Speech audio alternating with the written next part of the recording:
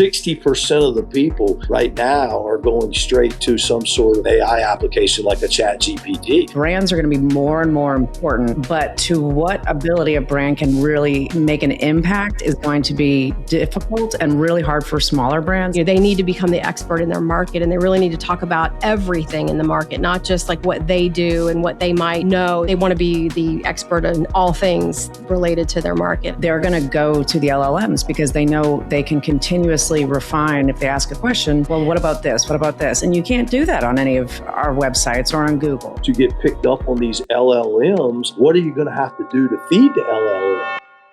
We'll start the show in just a minute, but first, a word from our premier brand sponsor. For vacation rental property managers, the right distribution strategy can make a huge difference. More visibility, more booking opportunities, and better revenue performance all start with getting your listings in front of the right guests. BookingPal helps make that easier. BookingPal is a channel management platform that lets property managers distribute listings across top channels like Airbnb, Booking.com, Vrbo, and more, all through a single connection. They also provide access to growing niche channels like Homes and Hideaways by World of Hyatt and Amex Select Homes plus Retreats. But BookingPal is not just about getting your listings in more places. Their platform is designed to help property managers improve visibility, increase bookings, and support stronger revenue performance through better content, pricing, and listing quality. And one of the things that stands out is their support. Every property manager has access to a dedicated account manager and a real support team, so you're not left figuring things out on your own. For operators who want to reach more guests, reduce the complexity of channel management, and work with a team that's invested in their growth, BookingPal is worth a closer look. Alex and Annie listeners get onboarding fees waived, plus 20% off the first 2 months when they get started with BookingPal. Simply click the link in the description to learn more. Welcome to Alex and Annie, the Real Women of Vacation Rentals. I'm Alex. And I'm Annie. And we are joined today for a repeat visit that it's been a long time coming. It's been 3 years, but we've got Mike Flaskey, who is now the Chief Operating Officer for Marriott Vacations Worldwide. Mike, it's so good to have you back. Well, thank you, ladies. It's an honor to be here. I enjoy being on your show. You all do a great job, so thank you. Well, thank you, and the honor is completely ours. And we were just talking off camera. It's been 3 years since we last talked to you, and I thought you were like riding off into the sunset doing all the entertainment and you traveling the world there, and then you surprised us and made a change and came back to the industry. So why don't you bring us up to speed? I surprised myself. Look,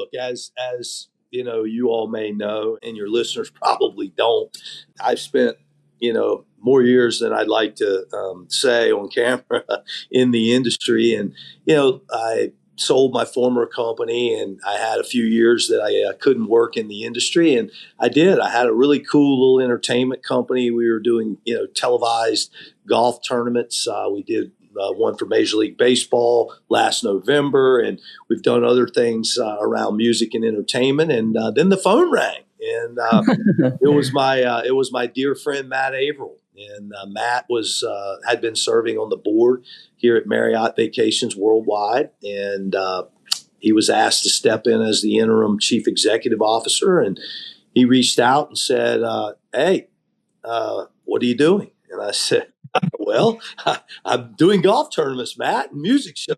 What are you doing?" He goes, "Did you not read the paper?" And I said, "No." And he said, "Well, I'm now the interim chief executive officer at Marriott Vacations, and I want to have breakfast with you." And I said, "Well, it'd be my honor."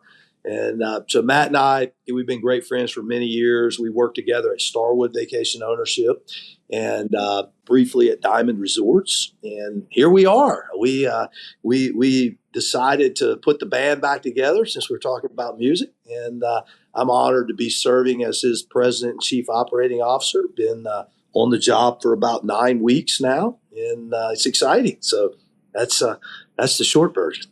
Very cool. And yeah, Annie's right. I remember when you were on the show the last time and you said, you had sold Diamond Resorts for $1 billion and now you're onto this new thing. I remember us saying, probably off camera, we're like, he's going to be back. I mean, there's that time period where you couldn't do anything, but I'm sure people were waiting for the clock to strike midnight on that day so they could come after you again. But I'm curious. So with the role now with Marriott, I mean, obviously one of the largest players within the space, what's the initiative besides it was your buddy that wanted to bring the band back together, but like, why did they want you now? And like, what is your main focus coming into the company? Well, my responsibility is really all things commercial. And so from the brand to the top of the funnel to digital communications through traditional sales, traditional marketing and sales, I should say it in that order, through the homeowners associations, resort operations, rental, IRM, inventory, rental management, through the contact centers, customer service, and then finally, kind of, if you will, from kind of cradle to grave, kind of customer advocacy and, and dealing with that piece of it. So kind of awesome the way that we have it organized here because frankly, my team, has everything that touches the customer in every way possible. And so there's no excuses. We have a holistic approach here. We have an amazing team, by the way. And we're getting after it. So, there are a lot of things here that are tremendous. The resorts are as nice as I've ever had. The brands are as good or better than, any of the brands I've ever had the opportunity to work with in my career. And then also have been reunited with, some of the Starwood brands, right? Like the Sheraton Vacation Club, the West Vacation Club, which now are owned by Marriott, and we have the licensing agreement to those, which is awesome and familiar. And so, there's a lot of things that are great here. And then there are a lot of things that created opportunity here. And there are a lot of things that created opportunity in what has kind of been my sweet spot, right? We really been digging in these first 9 weeks and evaluating kind of the customer journey. And we really are looking at the company now from a true lifetime value perspective. And, the whole initiative is to make sure from the onboarding of the sales process throughout the customer journey that we're delivering the experiences along the way that keep engagement and ultimately keep them, as a member for a long time. And, the brand is so powerful that, they already stay in the system here twice as long as what I've been accustomed to in some places I've worked in the past. But now with the exciting things that we're doing around creating tools and benefits and, we're going to launch an experiential event franchise that I'm excited about. So we're all fired up over here. So what are you doing in your free time? I don't have. I was going to say, I'm actually dizzy. I'm dizzy at the schedule that you must be keeping. Out of curiosity, in the time that you were out, I know that you didn't ignore the industry. You were still paying attention. I'm sure you were still reading all the articles and people were sending you things. Like, what do you think is something, I guess, the biggest change that you've noticed since you've been back in the industry overall? That's a great question. Well, there's been more consolidation at the top of the kind of list now. There's really only, 5 or 6, large key players. Several of the smaller companies were acquired.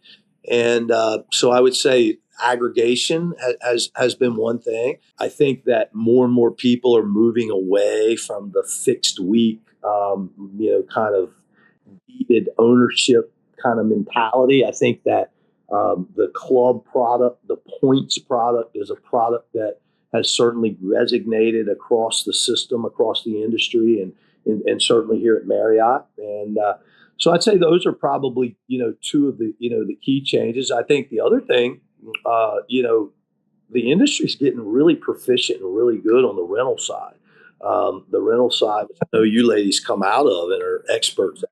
And, it's pretty amazing, really, the amount of revenues that are generated in the industry now, from rental. And a lot of the developer benefits like cruises and the ability to go do these, these world-class trips like the Great Wall of China and those sorts of things. They're really all powered by rental, right? Because it's kind of an opaque process to the customer. They take their points and they use their points to go have these amazing vacations, do these amazing events, go on these amazing cruises. But behind the scenes, we have a whole team that goes out and monetizes that traditional resort inventory and turns it into cash.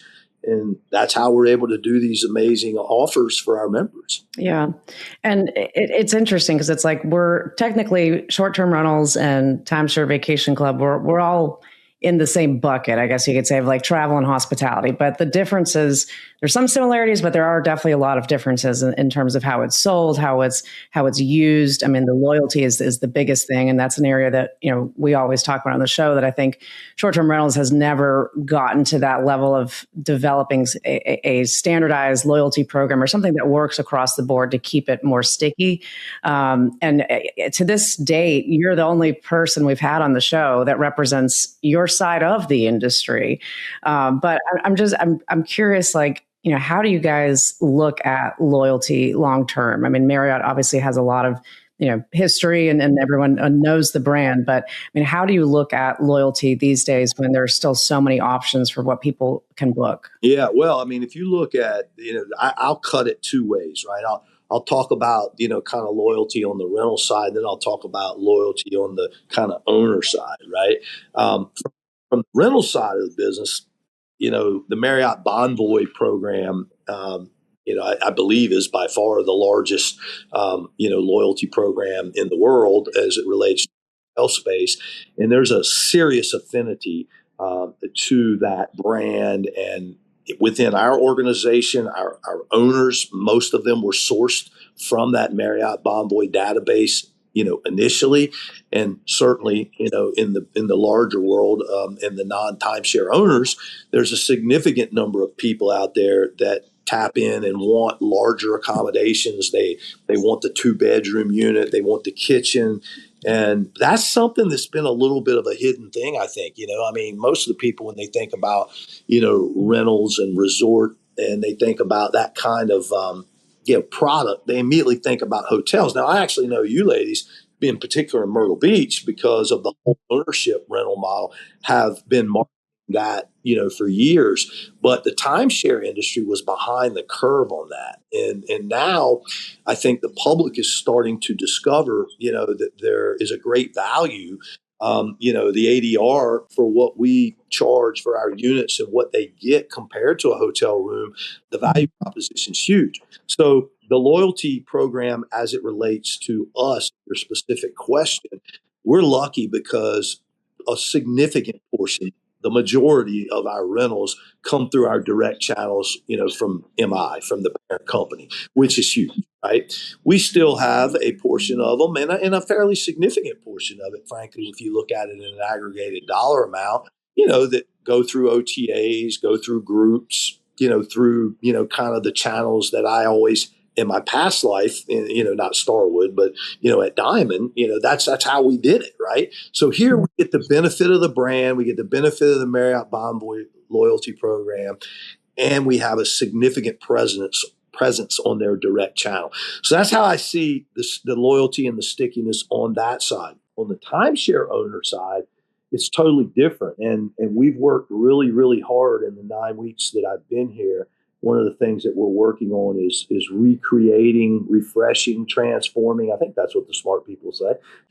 The owner benefit levels, right? The loyalty program for our owners, and we're really on the cusp. Our goal is May 1st to hopefully be able to get some of these new programs in the hands of our sales team, but the practice is reward them like the airlines do. And, the more they own with us, the more we want to reward them. And the greater the benefits are, and, the greater we, kind of give back, if you will, as a thank you for them remaining loyal to us. So that's really a whole different loyalty program that we have kind of within the vacation ownership sector. So that's how I would kind of say, loyalty plays into what we're doing here at Marriott. Yeah, and I had a brief stint with the Homes and Villas team, worked with them for a while, and I thought it was interesting because that's just one other facet of being able to kind of harness that Bonvoy membership is through a distribution. And that, they did really, really well, and they're doing great with it. And I think that the vacation rental sector is starting to see how important those loyalty guests are. And again, they're booking across the entire ecosystem of Marriott. So it's a really great tool to have. Do you think that, I guess, moving forward, there's opportunity for collaboration between the other brands within Marriott? So you've got the timeshare, you've got the hotels, you've got the apartments, you've got kind of everything. Do you think there's any cross collaboration between the two, or the three or four that you could have? Well, I do. I mean, I think that, the great news is that we have a tremendous relationship with Marriott International. And I'm not sure if we're their largest, but we have to be, at the top of the list as a licensee, one of their largest, customers. So in fact, I'm going up to meet with the team in Marriott here in just a couple weeks, and looking forward to going up there and, meeting with Tony and, meeting with his team and, really looking at how we can do more partnering and more collaborative type things that you talk about. They're excited to host us. We have a whole new leadership team here with Matt as the CEO and myself as the president and COO. And so I'm really excited about this meeting coming up. So yes, I do is the answer. I think there's going to be a lot of opportunities in really a lot of different ways. Yeah. And you touched a little bit on the distribution side. I want to maybe go a little bit further on that. I think it's fascinating, and it's interesting to see how that has evolved as far as your side of the industry. And that's actually where we first met at the conference in Vegas, and the conversation was about how, the differences between STR and timeshare, and how do we work together there. And I remember the conversations that I had with a lot of those timeshare vacation club operators were, we need to figure out how we can get our inventory on these platforms that, Airbnb in particular, but Vrbo in the last couple of years has really come along strong, that's where a lot of people are going to book inventory. And at the end of the day, the general consumer, I mean, they're not looking at it for all the, structured ways that we're categorizing things. They just want a nice place to stay that fits the amount of people that they have, that it's on the beach, is well taken care of. I mean, they don't care what it is. But how do you look at distribution as far as, being on those channels? And is that something that you've focused on? I think that we have an opportunity to be better at it. I think our team is grinding away every day, really trying to crack the code and figure out, how to be better at that. I mean, as I said earlier, a significant portion of our, of our rental business goes through the direct channel, with Marriott, but we have a significant opportunity there. And you're right. I mean, all the customer cares about, is a great place to stay, right? And so, look, I mean, we're looking at all of that, whether it's, the folks you talk about, whether it's the OTAs. And by the way, kind of the reverse of that, is, one of the things that, we're getting ready to roll out in our new timeshare owner loyalty program. We're going to private label a really cool, and I don't know what our team's going to brand it yet, so I'm giving you a little glimpse into the future here. But coming very soon, we're going to be able, our owners are going to be able to take their points, and they're going to be able to go to destination locations and stay in an amazing, 4-bedroom, 5-bath ski in, ski out in Vail, on the cliff on the side of the mountain in Hawaii, over in Spain, and be able to bring the kids and the grandkids and do that big, kind of blow it out trip that you would do like that, every, maybe 3 or 4 years, not every year, and so that's another thing that we're going to be doing, which would be kind of the reverse of what your question was. So there's a lot in that space. Yeah. One of the things that we talk a lot about on the vacation rental side is standards, and kind of the lack of standards that exist in vacation rentals. But timeshare has standards because people are buying access to a unit. You guys have already set what you want those units to look like and take care of them for the owners. What do you think the vacation rental side of the business can learn from the way timeshares maybe operate and service the customer, the guest staying in the properties, that they might can replicate, maybe not to the same degree, but do you think there's anything that could be lessons that we can take over to the vacation rental side from you guys?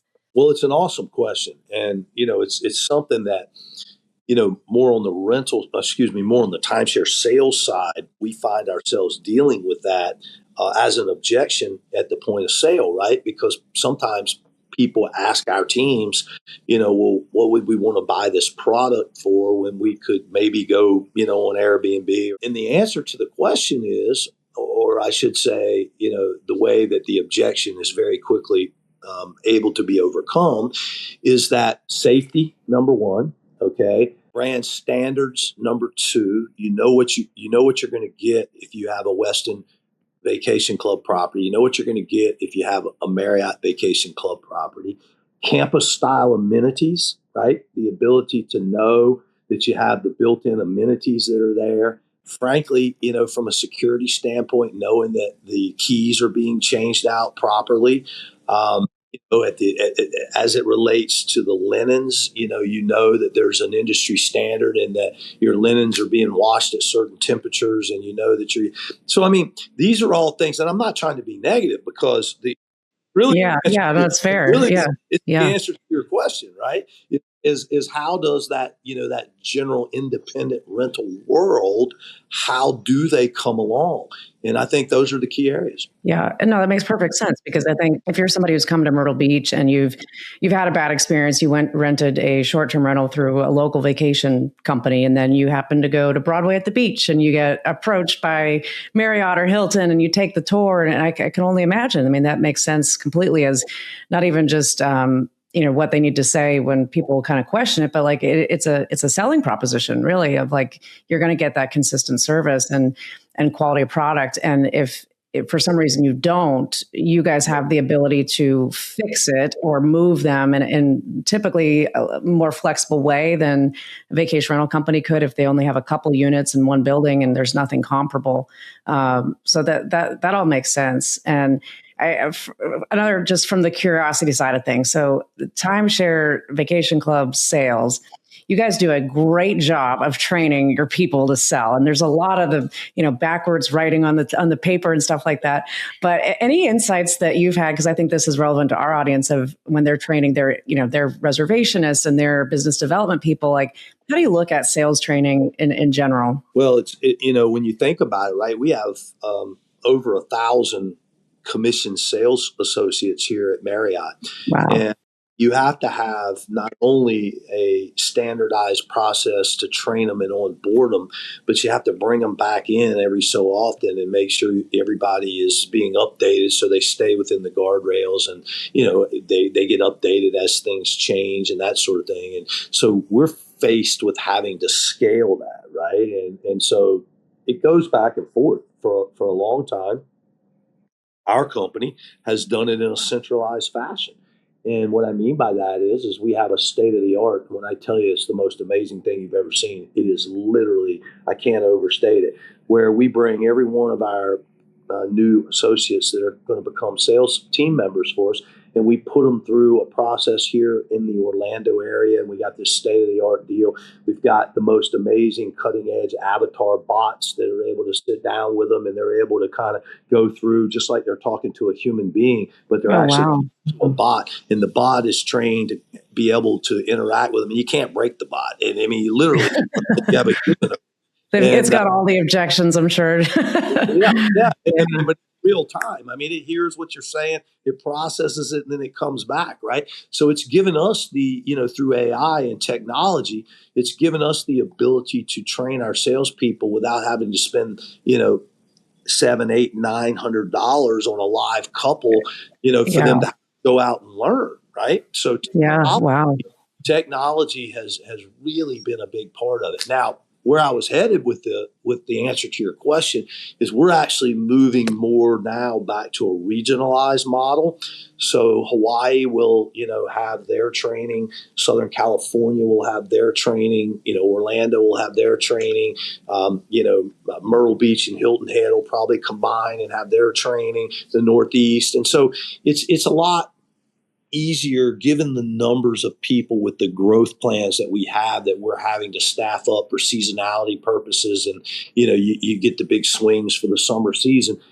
it's been real difficult, to really do it at the numbers we need to do it at as successful as we'd like by doing it centralized. So we're going to kind of decentralize it back out, and that's kind of part of our strategy that we're going to be implementing in the back half of 2026. That's interesting. And I would imagine it's kind of like we talk about just vacation rental management and just when you adopt technologies or any of these things, there's some regionalized factors that you have to have in play. I mean, Hawaii is a very specific market. The type of customer that's both vacationing there and looking to buy there is different than the customer that's coming to the panhandle of Florida. They may have the same bank account, but they have different tastes, right?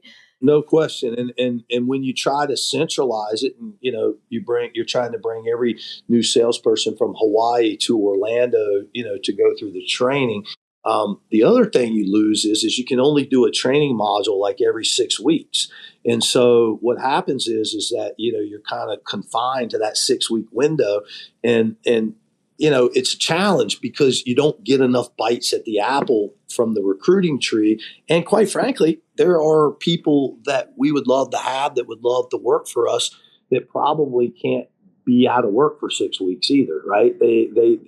They need to be able to get their training done in a more efficient manner, a little quicker, and they need to be out making money. We'll be back in just a minute, but first, a word from our premier brand sponsor. My name is Ashley Kerr. I'm the co-host of the Bigger Pockets Real Estate Rookie podcast, and I'm also an investor entrepreneur. I invest in long-term rentals and short-term rentals, and I actually have just been using Hospitable for a little over 6 months now.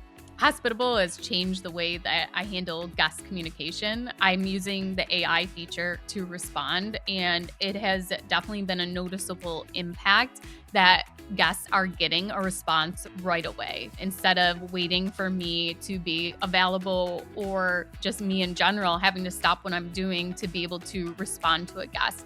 And a lot of the questions are the same questions over and over again. It really has made a big impact on my time of not having to spend that, but also guests are really thankful and say, I appreciate you responding so quickly a lot. Some of the features that I love about Hospitable that have been game changers for me, besides the messaging, is also the dynamic pricing, being able to maximize my price point. Also, when I create the listing, as to actually how it's guiding you through the listing and helping you optimize your listing too was a big thing for me. Now that I've started using Hospitable, one thing I've definitely thought about is how much easier it is going to be to acquire another short-term rental. If I had to describe my experience with Hospitable, I would say it has been amazing. I cannot even begin to explain the life-changing, and not even being dramatic here, but once you make the switch and realize all of the rules and automations that this software can do for your business, you will be kicking yourself for not switching sooner and for doing all of these things manually. You will never get a better night's sleep as a host without using Hospitable. You can put your phone on Do Not Disturb. The AI will message for you, and there is no better feeling than getting the notification that somebody has booked and all of the messaging is taken care of, and all you have to do is watch for the payment to come into your bank account. Run your short-term rental business on autopilot with Hospitable. Alex and Annie listeners get a 14-day free trial, plus 25% off for the first 6 months. Click the link in the description to get started. Thinking about the guest journey or the customer journey, I guess is probably the better way to say it. So you've got, when people come into the funnel, that they have either signed up to do like a mini vacation, or they've taken you up on an offer, or they've seen you at a local attraction and they've decided to do the tour, and then and if I'm wrong on this, please correct me, but that they kind of start in one of those areas. They get in and they decide, okay, yes, I'm going to buy in. I'm going to do this. Now they're an owner, but then the next phase of that is keeping that owner, not just keeping it, but like upgrading them, right? So it's kind of like, do you look at it that way, of like 3 different sections of the journey, or like how does that work in your mind? You're very wise. It's a great question, and you teed it up beautifully. So let me tell you how I look at it. Okay, I look at it a little differently. I look at our business as a subscription business. I look at our business as the vacation ownership is the product. Okay, but when you think about subscription businesses, whether it is herbs, herbal life, whether it is a magazine, whether it's a fractional ownership of an airplane or a boat. There are subscriptions. That's what they are. And there are different levels of them on the continuum. And so our job is to bring someone into the top of the funnel, create a value proposition, and deliver an experience and a guest service level that keeps them in the subscription as long as we can possibly keep them in the subscription as a dues paying member, and then have a process to where, from a business standpoint, we hope to gain wallet share throughout that customer journey because we're doing the things we want to do and we're delivering what we said we were going to do along the continuum as it relates to the value proposition. Now, from the guest standpoint, they're going to vote with their wallet, right? And we don't publicize this number, but we know exactly how many years on average, and it's a long time. And as I said earlier, it's double what I was used to in my past life, how long a member or an owner stays in our system. And if we do our job correctly, they will continue to stay in the system longer and longer. And one of the things that we're doing, and you all know this, I mean, I was lucky, and sometimes it's better, to be lucky than good. And frankly, I had great people around me. And, at an independent brand, once upon a time, we were competing with the Marriotts, and we were competing with the Hiltons, and we were competing with the Disneys, and we were competing with the Hyatts, and we were just this independent. And so we challenged ourselves to be innovative. We challenged ourselves to be different. We challenged ourselves to come up with things that separated us from the brands. And the one place we got lucky was in 2013. We created these experiences, and we came out of the gate with them as a differentiator, and it became a home run for us. And, I am excited to be able to bring kind of 3.0, right? We did 1.0, did 2.0. Well, now we're going to bring 3.0 to Marriott, and it's really going to be cool. It's going to be kind of four main kind of buckets, pillars, if you will, right? You're going to have food, culinary, right? So we'll have like regional and celebrity chefs that come to our resorts and do these amazing productions and feed our guests, and our guests get to learn from them, how they're doing it. We're going to have kind of a TV and entertainment kind of section, just to kind of give you an idea, like people that I've worked with in the past. Alfonso Ribeiro is a great friend of mine, Dancing with the Stars. Who knows? Maybe Alfonso comes in and brings some winners from Dancing with the Stars. Maybe they do a show one day. We've done a lot with Chris Harrison and The Bachelor and The Bachelorette. So Chris comes in as the host with all the roses, and he brings a couple of winners from The Bachelor, and we do these amazing events on site, right? Then the third bucket that we have is music. Live music. Some of the artists that I've worked with in the past. I mean, the Jen Blossoms, Sister Hazel, Lee Brice, Cole Swindell, Randy Hauser, on and on. And so we're going to bring live music and entertainment, to our guests while they're staying, on property. And so, when you look at these pillars, as I said, there's culinary, there's television and entertainment, there's live music. And then the fourth pillar, to round it out, is going to be sports entertainment. So think about the 2004 Boston Red Sox. We get several members from that team, and they come to our awesome resort in the heart of Boston. And while our members are on vacation, they get to meet them. They get to have an evening with the Red Sox. Right? We do something with the 91 Washington Commanders / Redskins. And we have, Super Bowl MVP Mark Rippon, and he brings teammates. And now at our property in DC, we've got, all of this tied around, what's important in that community. So, in their sports teams. And so that's kind of where we're headed. And the whole design here, because none of this, when the owner bought, was not a part of why they bought. So this right. is Yeah. So like, this looks like this is massive new. value add. right. Yeah. This is Surprise like and delight. Yeah. this is like icing on the cake, right? And so these are the kinds of things that extend that subscription, that extend that lifetime value. So that's kind of how we're looking at it. Yeah. No, and just to follow up on that, because I remember when you were telling us about these experiences when you were on the show 3 years ago, and we said, oh my gosh, like there's no way a vacation rental company could afford to do something like this because it is heavy. It's a heavy expense. But at the same time, I think the difference is the way that you have people kind of locked in a little bit more than we do as far as our owners or our guests.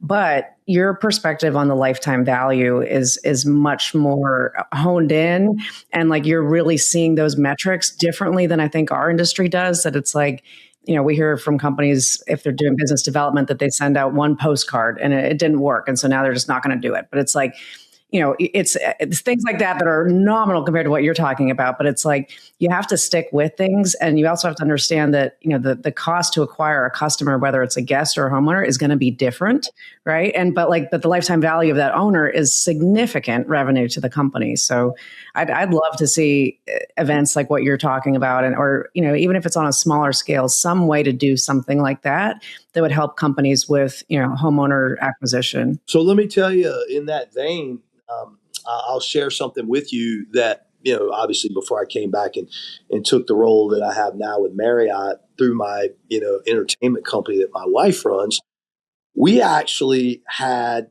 a couple of significant resort management companies on the Outer Banks of North Carolina reach out to us. And it was actually fascinating once I got under and I really started understanding in that market. So I don't know like the Myrtle Beach market, but in that market, there's a lot of single family homes. And when I single family homes, to be honest, they're like mini hotels, but they're massive. Yeah. 25 bedrooms, everything else. Yeah. Right. But there's really about only 3 or 4, that business is aggregated. So there's really only about 3 or 4 of those companies that control the majority of that inventory down there.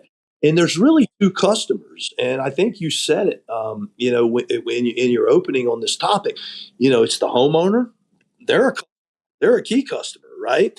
And then there's the renter, right? The person that's in both of them, you want to figure out, in particular, the renter, how you keep them sticky coming back to your place every year, renting your place. And then you don't want to have to go. You want to keep the homeowner, having their asset, in your rental management property association or whatever you would call it. And so they were actually exploring doing a year-end event and a kick off the season event for all their homeowners. And they wanted me to basically put the entertainment together for them and curate the experience for them to basically, keep their homeowners in their system and not going to their competitor. And it was a little harder for them to try to figure out how to do it with the renter because the renters are in and out of there on a weekly basis. But with homeowners, they had a pretty good idea there. We never did it, but Yeah. Yeah. Alex, works. it's something we can do. Alex, we can do that. Exactly. Yeah. We just had, when you mentioned like there's kind of like 4 big players, we had one of them in the Outer Banks on our show a couple of weeks ago from Resort Realty that they've been around for 40 plus years up there, and it's like, I think, I think companies in our industry need to think a little bit more outside of the box. And I've seen that a little bit. I've worked with a company in Hilton Head for the last couple of years. And last year during the Heritage golf tournament, they really blew it out and like did a big thing at like rented a couple different houses. And it was a big expense. I mean, they didn't have entertainment, but like it was a big expense, particularly for a vacation rental company. But at the end of the day, they got tons of owners from that were there at the tournament, and they just got to have that, one-on-one time. And I think that's really what it's about. It's like creating the experience, but also creating the ability to build those relationships with people in a way that it's not just a postcard or not just, a cold call to them. And I'm sure that's what you guys have seen. Well, it's funny, it's funny you say that. Yeah. I mean, all of that. Yes. And I went pretty far down this road in the way that we were going to address the end user or the renter. And I actually thought there was so much value in it. I was going to do it myself and take the business risk was, each week during the summer season of, July and August, right? The peak summer season, whatever that 8 or 9 weeks where, they're at maximum, capacity. And the particular company I was talking with, had, I don't know, 400, 500, 600 houses, down there, right? Aggregated up. You know who they are. I just don't want to mention the name. And so I actually went down there and was looking at one of the golf courses, taking the driving range and turning the driving range into like a music festival one night a week. And what we were going to do one night a week was we were going to provide live entertainment for them. And I was going to partner with the property management companies, and they were going to promote it, within their, individual units. And they were going to give a credit, to book with them towards going to the. So, I mean, I've been down this road a little bit. Yeah. Love it. That's good. There's so many things that I think we could learn from what you've done, both in your past and what you're doing in your present, and probably in your future. And we kind of touched on it a couple of different answers that you gave. You talked about the AI and kind of, for training people, but that's obviously a huge topic for, I think, anybody in any industry, but specifically in hospitality. How are you guys, if you can tell us, how are you guys activating AI within the organization? Well, the greatest example that we have already brought to market, I just told you, right, through these hours and these, in our training. But we're looking across every department within the organization to identify, where we can find efficiencies and where, in fact, we have a partner, that IBM, that has come in and really helped us, try to get specific department by department.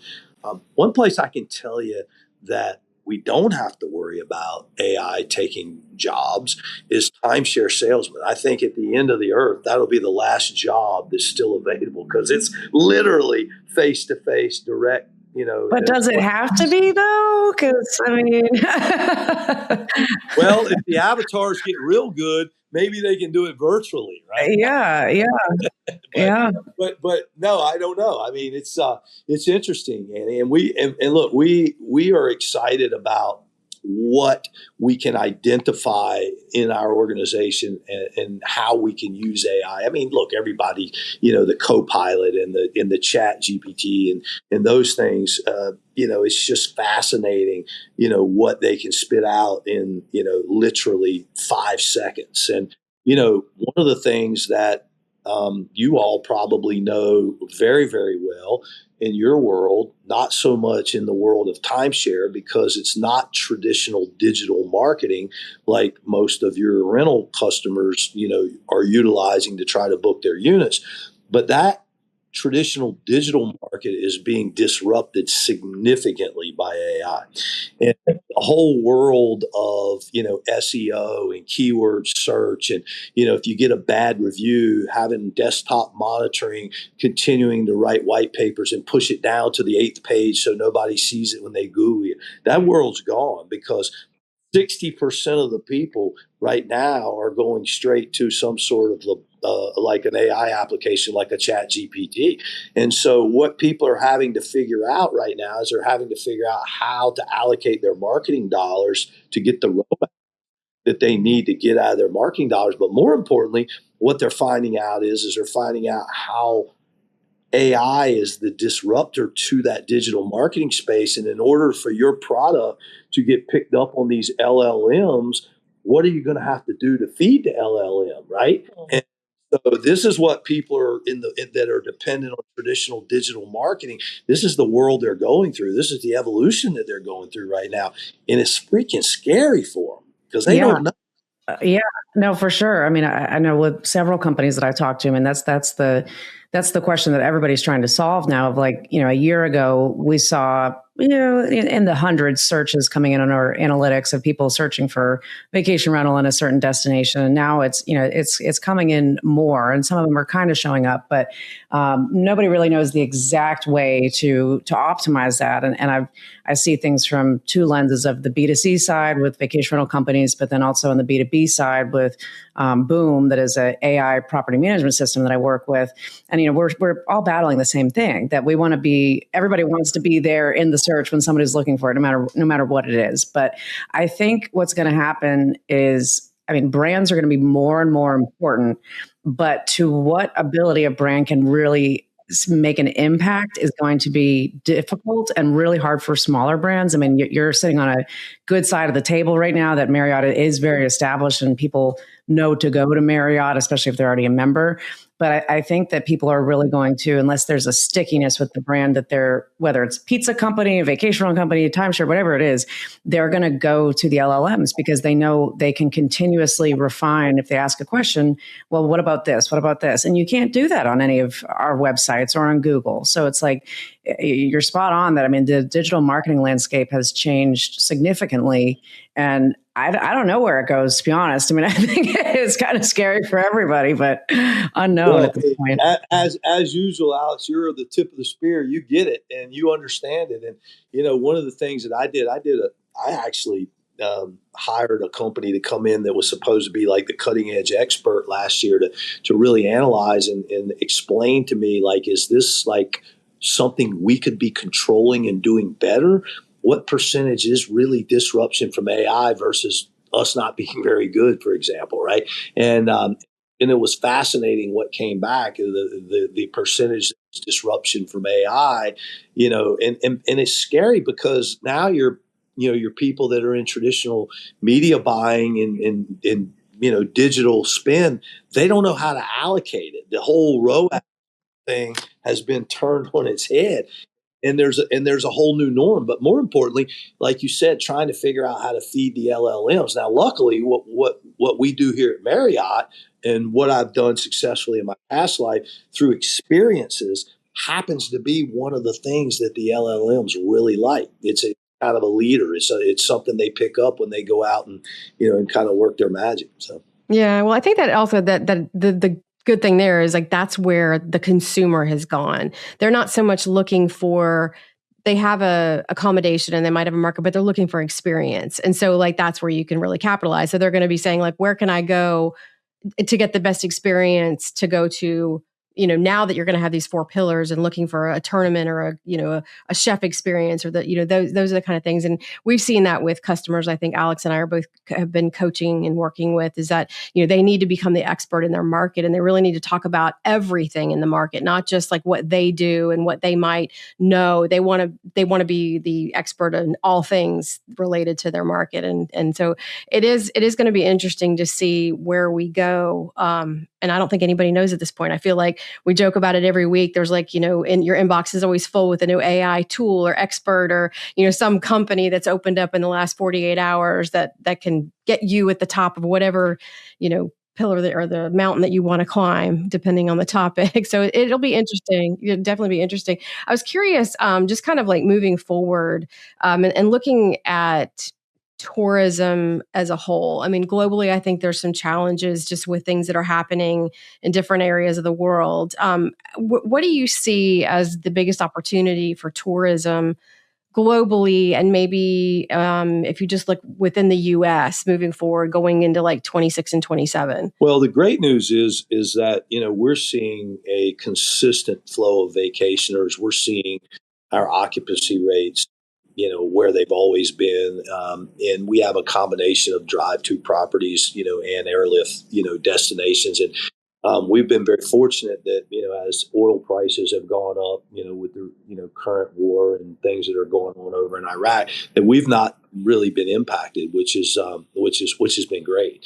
Now, depending on how long that continues, who knows? But what we've learned through the years in timeshare is that it's a prepaid vacation. Families have already paid for it, and they're going to use it, right? We've seen it. It's about as I won't go as far as saying that we're recession proof, but I will absolutely tell you that we're highly recession resilient, and it's been proven over and over again. Whether it was after 9/11, whether it was after the financial crisis, whether it was after COVID. We shut these resorts down, in March, early mid-March when COVID came. And we were back at 75% year over year occupancy by June and July when we reopened in like May. And that's just, a testament to our product and people prepaying their vacations. And what we've learned through the years is whether times are good or whether times are bad, people still want and need their vacation. I don't think that holds as true in the rental space because, again, my friends on the Outer Banks, they have definitely felt some occupancy declines. When these little fits and starts happen. Whether it's the war or whether it's the election or you not knowing what's going to happen current local economy and that sort of thing. They feel it a lot more than where the vacations are prepaid is what my point. Mm-hmm. Yeah, no, it makes sense because it's like, and being in the Myrtle Beach market, I've had several friends that have worked for the companies here. And I remember early on with one of my best friends, Bianca, asking her, I'm like, how do you sell this? Like, it just seems like so different to me. And she explained that she's like, people want to know and they want to have that commitment, but they want to know that price is locked in and they can always have a vacation. And it's like, it's vacation security in a way. And prices are not going down in anything that we buy. So it's like, the cost of going to Mexico on a trip a few years ago might have been $5,000. Now it's $8,000. And, my husband and I have made the bad mistake of not buying the timeshare, and we get reminded of that every time we do the tour and we get the free massages. But it's fascinating. I know a guy that can help you. Yeah, I know, right? Well, one thing I will say, so as Annie was asking her last question, I did go to ChatGPT and I said, ChatGPT has no idea that we were doing an interview with you today. And I said, what is the best timeshare vacation club company? And it says there isn't a single best, but there are a few clear leaders, and the right one depends on how you travel. The top tier is dominated by 3 brands: Marriott Vacation Club, Hilton Grand Vacations, and Club Wyndham. So you won for best overall premium experience. So that's exciting. Well, I'm happy to hear that. I'm very, very, very proud, of our brands and our 22,000 associates that bring our resorts to life every day around the world. So it is pretty cool. So thank you for sharing with your audience. Yeah. That's exciting. So do you have any teasers that you can give us besides these new 4 pillars that are going to come into play? Anything that we can look forward to have you back on the show to really talk about and dig in when it goes live? Well, we've got a lot of great things going on. I think that, the most exciting is, kind of looking at, we're analyzing our owner loyalty tiers, and we're getting ready to really transform those and roll out really something new that I think our owners are going to love, with a lot of great new benefits. And so I'm excited about that. Also, as I said previously, we're getting ready to really launch and scale the event platform. We've got a lot going on here. This company in general, on the sales and marketing side in particular, is going through a little bit of a transformation. There's a absolute insurgence of top talent that is wanting to come to work over here because not only do they know that we have the experience that ChatGPT told you and we're powered by the brands that we're powered by, but they know that they have somebody in me that's going to do what I say I'm going to do. And for years, I have honored that code, and it's been humbling. I was telling some of our team members today, after having been out of the industry for a few years since 2021, doing other things. It's really been heartwarming to see the top talent at other companies that have said, "Oh, Mike's coming back. This is where we got to be because he's going to be innovative. He's going to be creative. They're going to make sure that we stay in the 21st century on the cutting edge with the things that we do. The owners are going to be taken care of. The customer journey, they're going to be put first. And when the owners are happy, that creates an open mind, right? The new members, the Marriott Bonvoy database, when we have the call transfer, when they call to book a reservation at a Marriott hotel and they we do staggering numbers of families that decide to come take a preview vacation with us on an annual basis that got to us through, the Marriott Hotel Call Transfer program. So, people are starting to connect the dots. I think they're kind of saying, hey, you got a really amazing branded company, really, the top of the tier. And then now you've got some entrepreneurship that's kind of coming in and combining. And when you start thinking about that and you start thinking about how an entrepreneur thinks about moving with speed, not getting bogged down with corporate bureaucracy and really, challenging people to think and be better and use AI and tools, I can honestly say that we're going to provide them with the greatest opportunity that they can find in this industry to make a living for their family. And fortunately, they've voted with their feet. They're coming. So that's yeah. So. It is, and it's exciting too, because it's like I think with a big company like Marriott, I mean, it's like moving the Titanic in some ways, just with any big company like that. But obviously, they didn't hire you just because you look good on paper. They knew you were going to come in and you're going to do innovative things, and they will support you, which is at this point in your career going to be very fulfilling. I'm sure to keep doing this again, even though you thought you were out of it. Yeah, well, I'd be remiss, and I don't want to miss the opportunity to say, how excited I am to work with Matt Averill as well. Matt is just an incredibly smart guy. He too has been in this industry pretty much his whole life. And, as I said earlier, I worked with Matt at Starwood Vacation Ownership, where he was the president. I led the marketing sales in the eastern part of the company for a few years. And so I really got to know Matt, and our strengths are so complementary. Matt grew up on the finance side of the business, and he's incredible. With what we'll call the corporate G&A side of the business. So Matt focuses on finance and accounting. He focuses on the legal side of the business.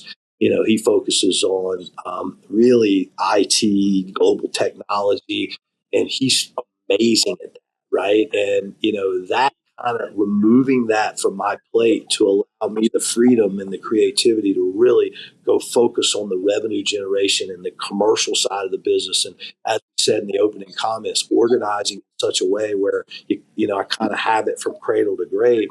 We're going to get there a lot faster because I have the honor to be able to work with Matt. So it's a great team. So. Well, congratulations. We're very happy for you. And you don't look any worse for the wear. You look like you're in a great spot and, just enjoy, like living the dream, but obviously working 40 hours a day. I don't know how you're doing it all. 40 hours a day. I'll tell you a funny story here. My wife told me, she said, yeah, you're not made for retirement. Not to mention you annoy me when you're. I was going to say, you're probably driving her crazy, huh? Yeah, decades ahead of you. So. Yeah.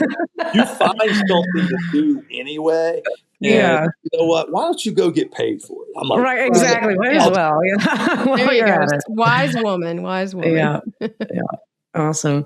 Well, thank you so much for joining us again, Mike. This was fun and a little bit of a kind of different type of an episode or interview than we typically do, but definitely enjoyable. And I hope that our listeners got something from it, because I think there's a lot to learn from people doing similar things but different, and how we can work together or just learn from each other. But if anybody wants to reach out to you, what's the best way for them to get in touch?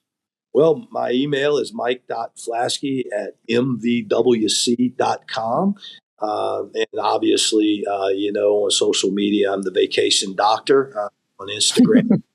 I don't X is kind of not really where I spend much time, but between Instagram and LinkedIn and Facebook, we do a good job with our community here at Marriott, and our team, our social media team, is incredible here. So we have a high level of engagement, and we try to put good content out, so they can find me there. I want to say this in closing, though. I want to say thank you to you ladies. I think that, when you started your show, what is now several years ago, I never thought, and I have continued to follow because you've been, nice enough to allow me to come on. It's amazing what you've built, and your brands, are crazy good, and you have a great following, and your numbers and your demographics are they're really strong, and so kudos to you. I hope you all are monetizing it because you deserve it. Oh, thank you. That's very That kind of means you. a lot. That means a lot. We just stumbled into this and we just kept going, but we're going strong and definitely appreciate that big time. But we'll include the links to your socials in the show notes if anybody wants to get in touch with Mike. If you want to get in touch with Annie and I, you can go to alexandanniepodcast.com. And until next time, thanks for tuning in, everybody.